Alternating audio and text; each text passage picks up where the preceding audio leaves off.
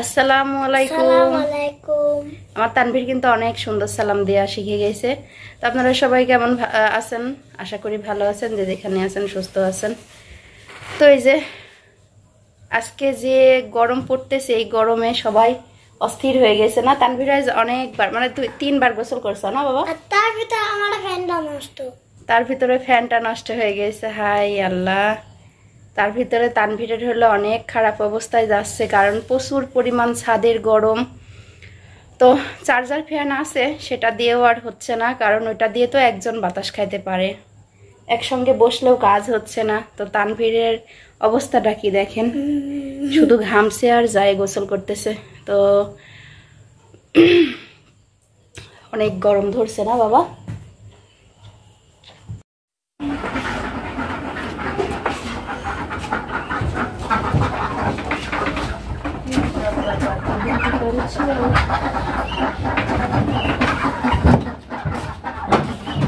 কিরকম লাগাইছে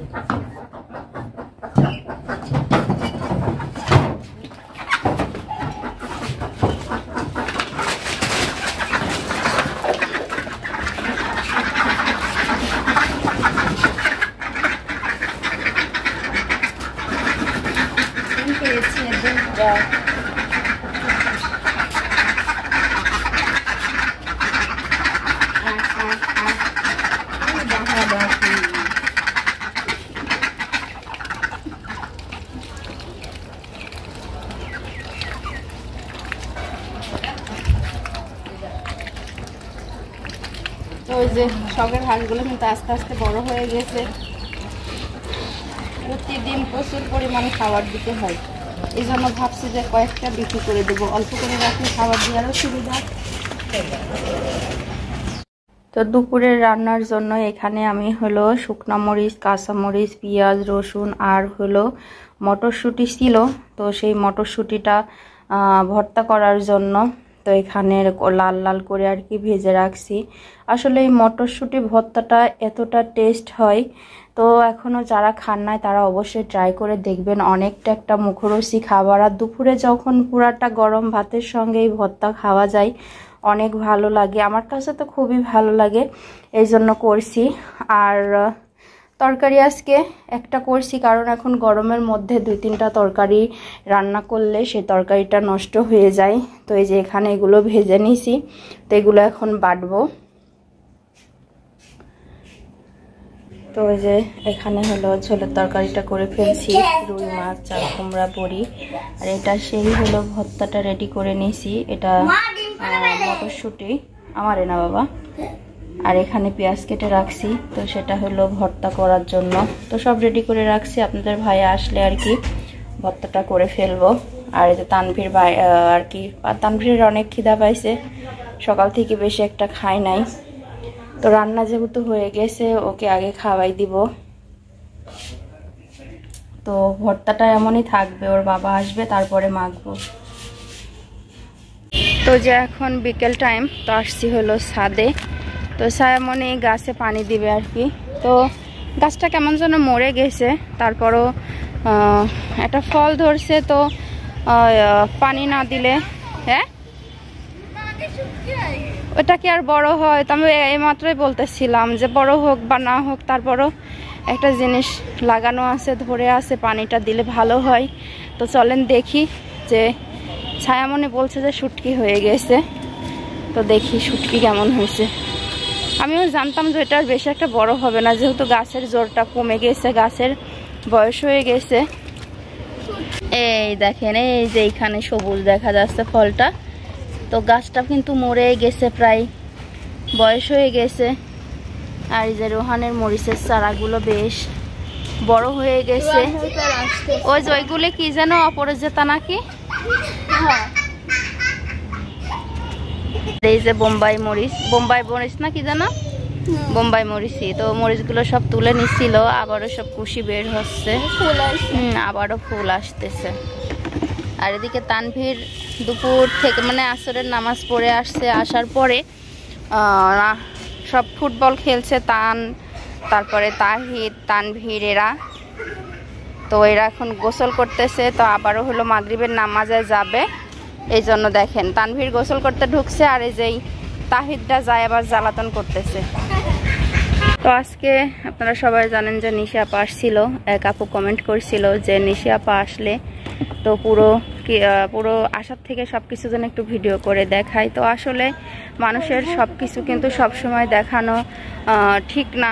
আর আসছে হলো নিশি আপা রাত্রে, তো ভোরে আসছে, তখন তো দেখানোর মতো অবস্থায় ছিলামও না, এই জন্য দেখাইতে পারি নাই।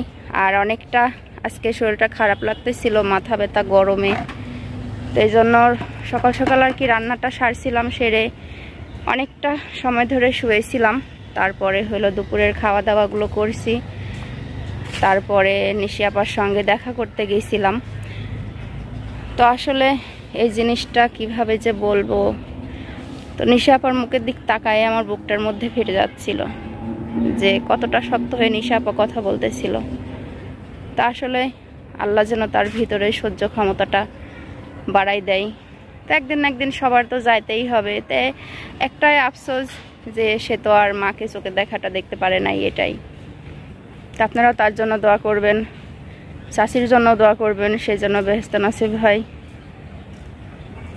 অনেকটা ভালো মানুষ ছিল, আসলে যখন ছিল তখন বুঝি নাই, আর এখন সব কথাগুলো ধুকে ধুকে মনে পড়ে।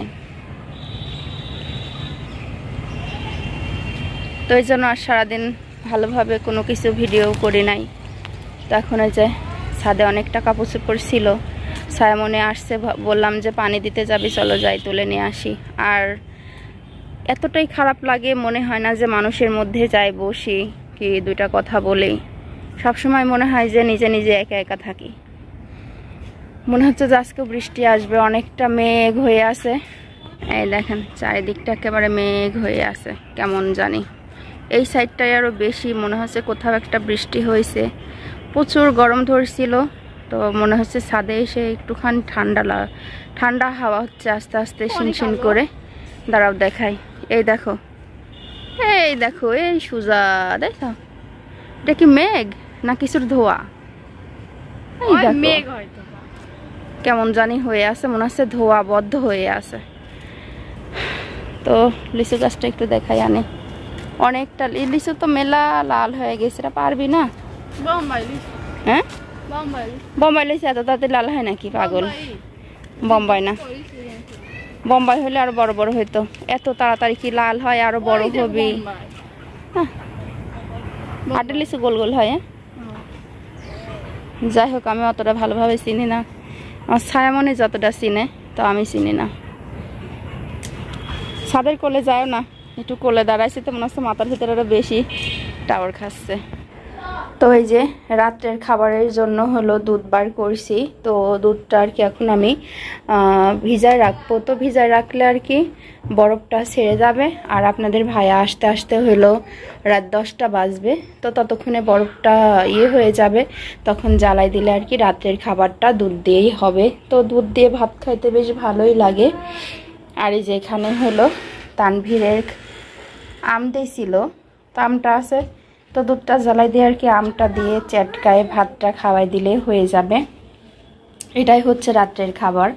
তো রাত্রে তরকারি কেউ খাইতে চায় না, দুধটা হলে ভালো হয়, এই জন্য দুধটা এখানে ভিজায় রাখছি। কি হয়েছে আবার পিস পিস দেখতে আইসাও? দুধটা ভিজালাম কিনা? ওই যে ওয়ালের সাথে যে বালু বালু আছে, গেঞ্জি নষ্ট হয়ে যাবে না। কি দুষ্ট আমার ছেলেটা।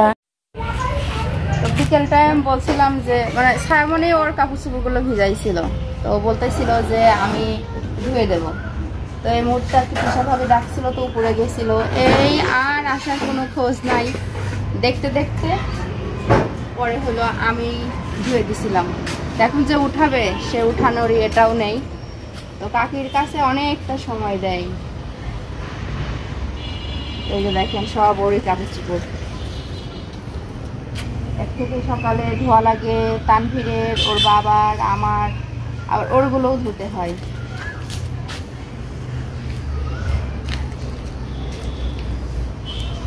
অবশ্যই এসব শুকাতে দেরি লাগে না, কত করে শুকায় যায়।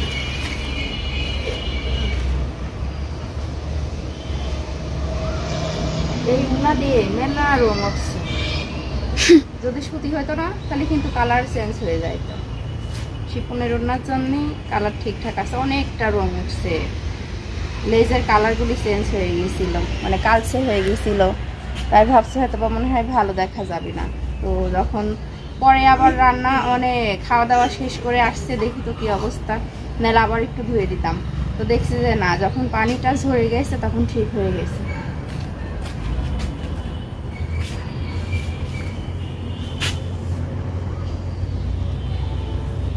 এই জামা তো বাবু হাসে গেছে। কোনে এদিকে এরম ছিল, পাশে দেখলাম এই যে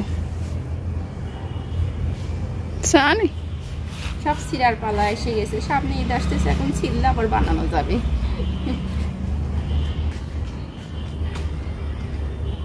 এখন আর আম পড়ে না, না না। তো কালকে আবার একটা নতুন ভিডিও বানাবো, কারণ এভাবে আমি অনেক দিন ধরে আর বেড়াই নাই। তো এই ঘেরার মধ্যে ওই সাইডে দেখলাম অনেকটা হলো ছোট ছোট শাক হয়েছে, তো আজকে ওই সাইডে গেছিলাম তাই দেখলাম। তো শাকগুলো দেখে আমার এতটা লোভ হইতেছিল, ভাবছি যে কাল সকালবেলা উঠে আগে এই শাকগুলো হলো উঠাবো। এলা দাদার লুঙ্গি, ওই তো কতটা কাপড় চোপড়, একটা তার ভরা। ছাদে আছে কি?